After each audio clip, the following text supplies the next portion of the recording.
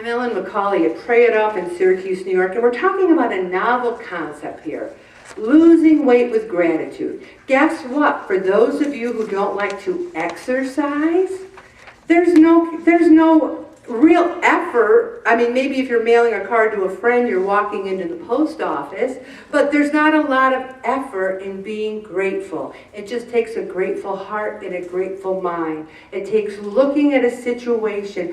You know, I couldn't eat for like days before I had the surgery on Friday. So I was just so grateful for when I could eat, for the food, for the texture.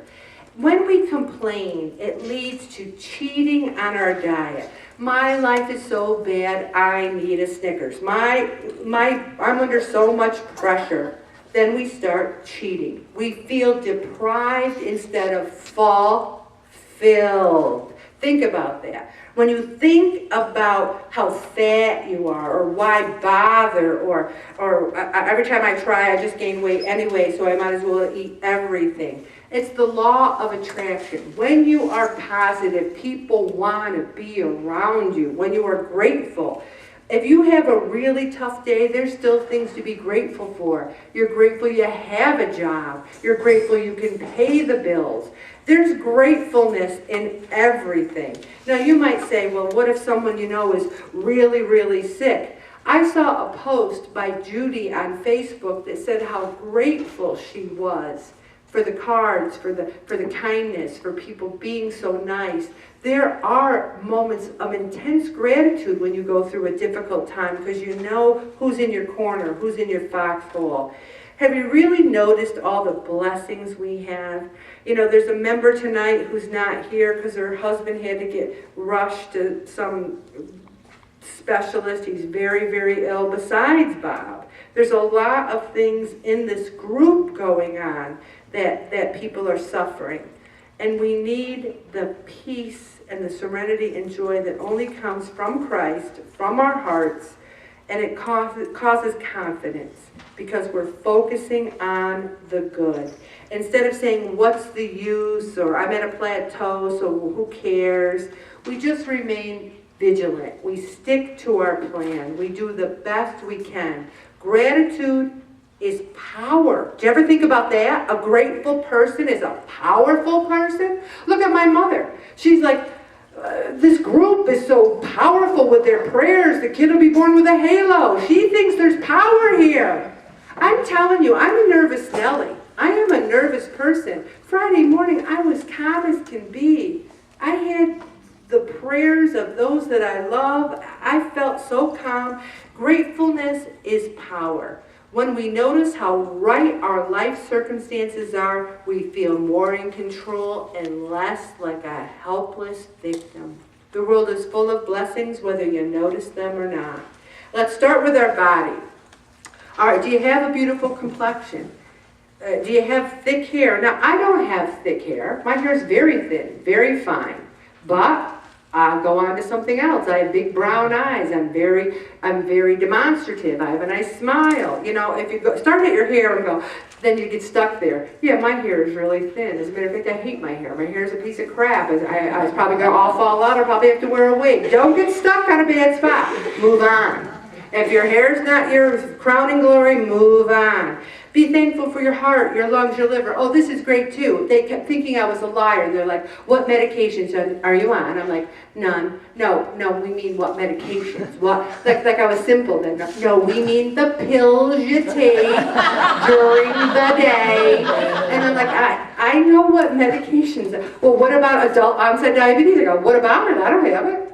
Well, you have nothing? I'm like, I can't tell you how many people I had to convince that I was on nothing because I'm grateful for that. I am grateful for that.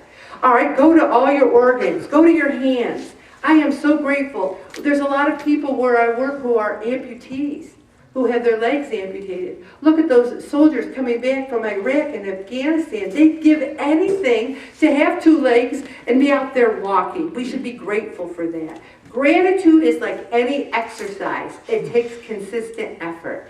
I woke up today, I was grateful for everything. I got to do that tomorrow. I got to do it the next day. You need to remind yourself. Anyone have iPhones here? Set a little app.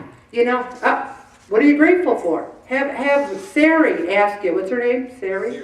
Siri. Have Siri go, are you grateful right now, honey? Hello, are you grateful?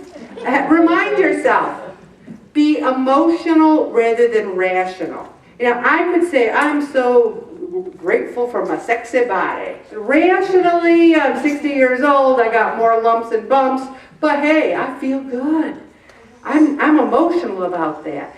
There are many people worse off than you, and if you don't believe me, just try telling your problems to someone else. You can't even get your first problem out. It's like I'm at work on Monday, and they go, hey, you're moving kind of slow. I said, oh, I had a little surgery on Friday, and I was waiting for the next question. Oh, what kind? Oh, yeah, well, I had some surgery back in '86.